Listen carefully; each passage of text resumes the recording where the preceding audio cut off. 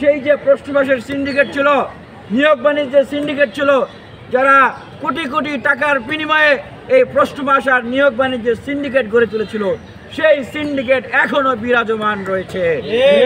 সেই সিন্ডিকেটকে ভাঙার লড়াই হচ্ছে এই পিএসসি সংস্কার আন্দোলনের ভাই বোনদের লড়াই। আগামীকাল বিকেল 3:30টায় ঢাকা বিশ্ববিদ্যালয়ের কেন্দ্রীয় লাইব্রেরির সামনে পিএসসি সংস্কার আন্দোলনের 8 দফা দাবির বাস্তবায়নে বিক্ষোভ কর্মসূচি ঘোষণা করা হলো।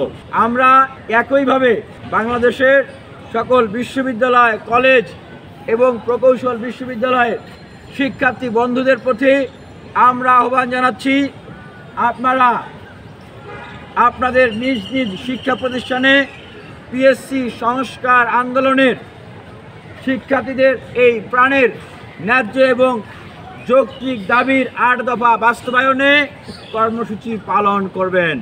স্পষ্টভাবে আমরা আহ্বান জানাচ্ছি, শিক্ষার্থীদের সাথে যা করা হবে সেটা সুস্পষ্টভাবে করতে হবে, সেখানে কোনো ধরনের ফাঁক ফোকর ছল ছাতারি চলবে না।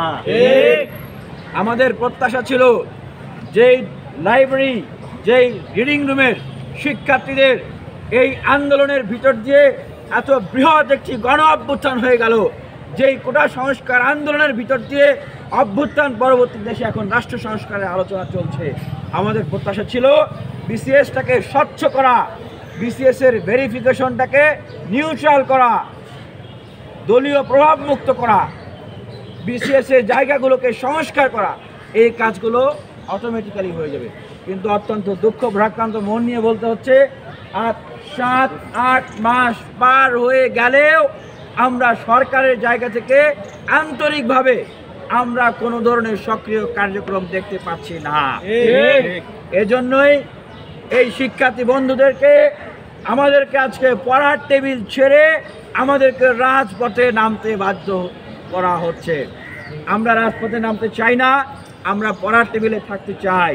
আমরা এখন যেটা জানতে পারছি, সেই যে প্রশ্নবাসের সিন্ডিকেট ছিল, নিয়োগ বাণিজ্যের সিন্ডিকেট ছিল, যারা কোটি কোটি টাকার বিনিময়ে এই প্রশ্নবাস আর নিয়োগ বাণিজ্যের সিন্ডিকেট গড়ে তুলেছিল, সেই সিন্ডিকেট এখনো বিরাজমান রয়েছে।